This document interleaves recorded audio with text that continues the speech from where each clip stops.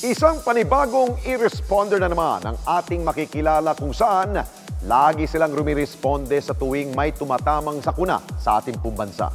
Bukod pa ito sa pagbibigay ng tulong sa mga kababayan nating kapuso-buhay, sila ang Share a Hope PH. Ngunit, paano nga ba sila nagsimula? Yan po ang ating pong aalamin.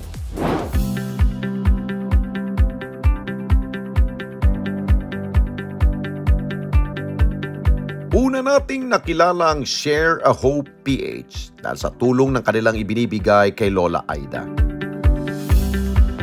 Ang masugid na tagapanood ng ating programa na napabilang sa mga benepisyaryo ng King's Herbal Plus. Ngayon naman, ay mas kikilalanin pa natin ang mga tao sa likod ng Share a Hope PH kung saan sinimula nila ang pagresponde sa mga nangangailangan ilang taon na ang nakakaraan. Family initiative lang siya, parang long before COVID.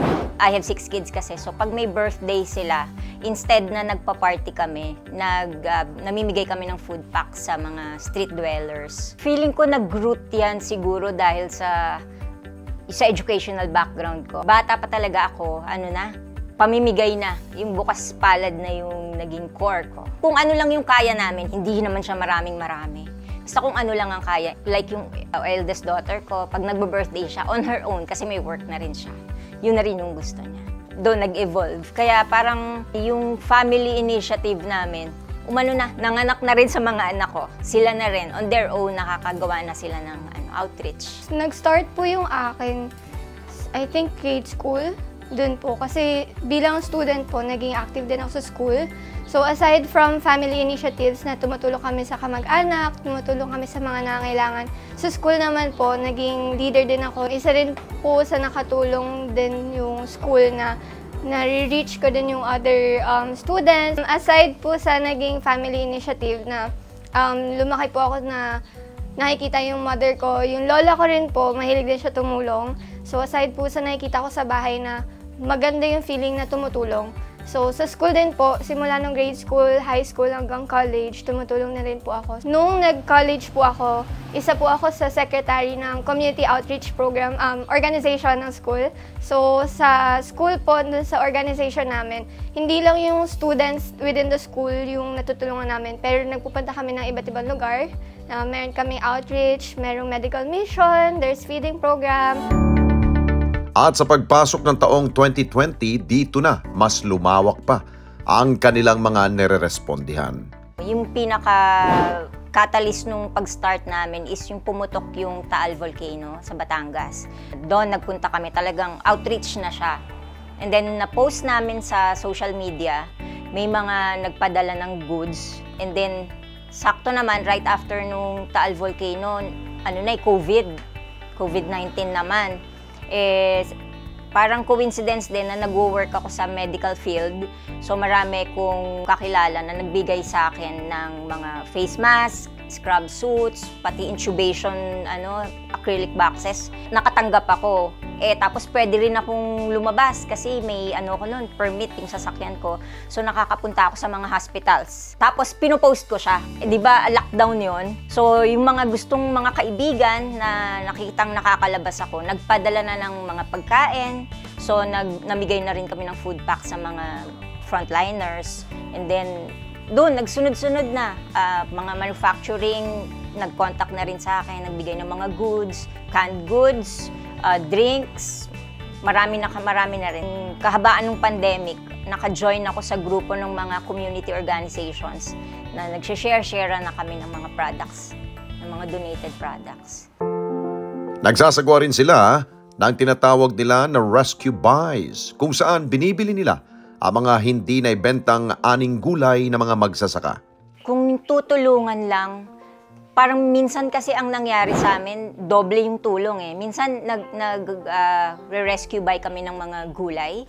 So natutulungan yung farmers.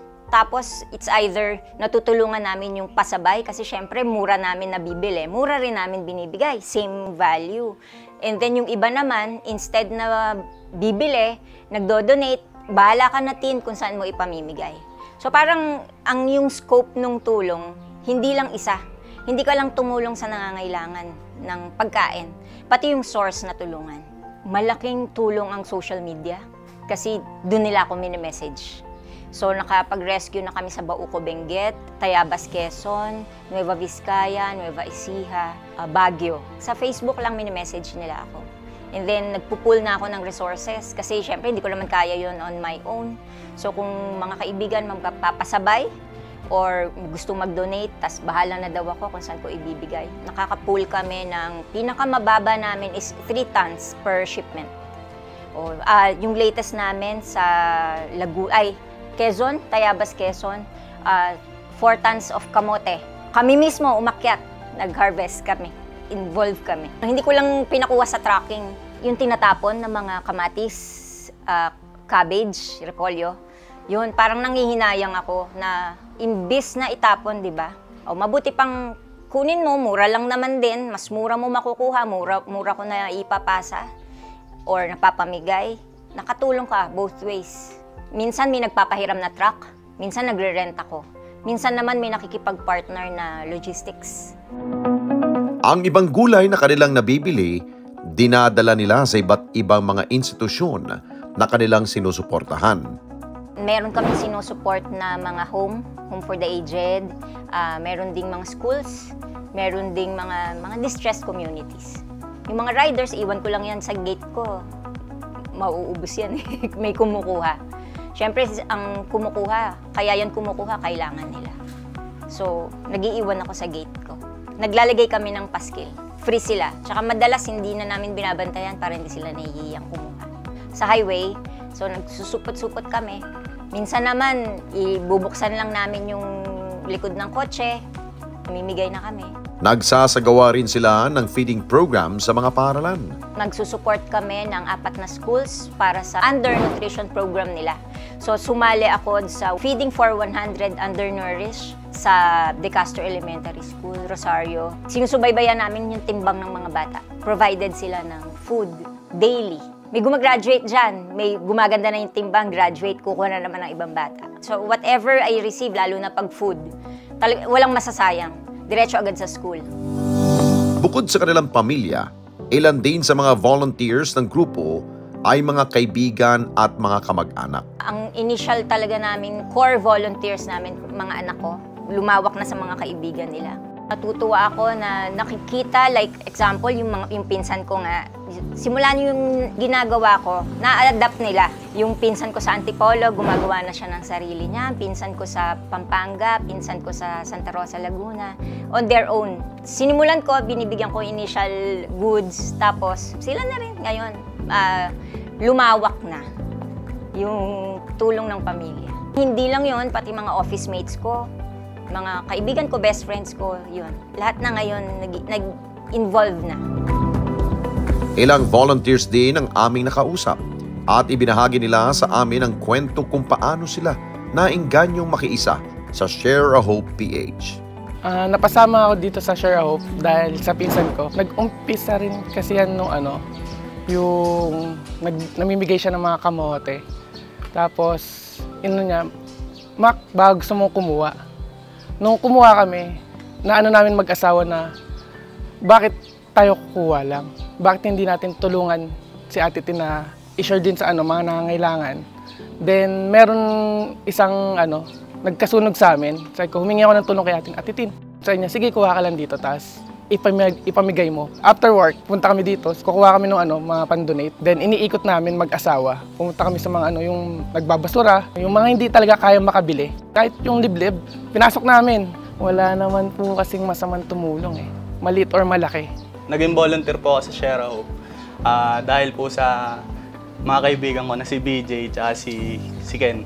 And sila po yung sa amin na sumama po at magbigay tulong sa mga ibang taong nangangailangan. Mas na-feel namin yung pagiging giver kaysa sa receiver. Mas masayang tumulong kaysa ikaw yung nakikitang tinutulungan. Sinusubukan rin ng kanilang grupo na mapalawak pa ang lugar na mahahatiran ng kanilang responde. Umabot na kami ng Tayabas, Quezon, sa Tarlac, sa mga Aitas, umabot na rin kami. Umabot na rin kami ng Daraitan, mga Dumagat, Remontado. Yun kasing sa Tanay, Yung napupuntahan kasi yung baba lang. Umakyat kami sa pinakatuktok na yung mga dumagat, remontado na native, halos ayaw pang lumabas ng lugar nila, ng bahay nila. Kasi nagpagawa kami ng patubig doon. So meron doon para yung mineral water ma-keep. And then nag-donate din kami ng bangka para yung mga estudyante makapasok ng school na hindi na umiikot sa bundok. At kung ang ibang organisasyon ay unti-unting nababawasan ang mga sponsors, ipinagmamalaki ni Christina na tuloy-tuloy pa rin ang mga individual at kumpanya na nagtitiwala sa kanila. Ang isa sa na-retain ko, pag binibigyan kasi ako, nag-documentary ako photo documentary ako. So naibabalik ko sa kanila yung pictures na naipamigay talaga. Siguro doon nakuha ko yung trust na ito talaga nakakarating. At lahat sila masaya sa bawat ngiting kanilang nakikita sa mga taong kanilang narespondihan. Masaya kasi talaga tumulong, masarap po tumulong. Iba po yung nabibigay na fulfillment pag nanggagaling sa sarili mo yung tulong. Kahit hindi sila magsalita ng thank you or anything, makita mo lang po yung ngiti sa mga mukha nila. Masasatisfied ka na po kasi talaga. Ang saya sa feeling na makikita sila na pagkatapos nilang ma-receive yung gift or yung food na nakuha nila from Share a Hope, ang laki ng ngiti nila. Tapos marami silang sinasabi pero yung simpleng thank you, even the kids, tapos yung mga adults, pati yung mga matatanda doon, simpleng thank you lang, iba yung pakiramdam. Ang magandang pag-uugali ay nagsisimula sa bahay. Tulad na lamang ng pamilya Bernal na nagsimula sa kanilang tahanan ang pagtulong sa ibang tao hanggang sa lumawak na ito at makapagbigay inspirasyon sa iba. Dahil ang pagresponde, hindi yan sinusukat. Pagkos, dapat itong tularan na mas nakararami. Mga karesponde natin dito sa Net25, umabot na po ng 1 million subscribers ang ating YouTube channel. Kaya naman, masaya kami na ibahagi sa inyo na natanggap na natin ang YouTube Gold Play button. Dahil po yan sa walang sawa ninyong pagtangkilik sa mga programa ng Net25, lalong-lalo na po sa Responde Mata ng Mamamayan. Kaya naman, congratulations po sa ating lahat. Keep on sharing, mga karesponde. Gawin nating viral ang bawat content natin ng pagtulong at pagresponde sa higit na nangangailangan. Maraming salamat po sa inyong lahat. Mga kababayan, salamat po sa inyong pong pagsubaybay sa Responde Mata ng Mamamayan. Para mapanood pa ang iba pa naming pagresponde sa ating mga kababayan, i-click lamang ang subscribe button at i-follow lamang ang Net25 social media pages at Net25 TV.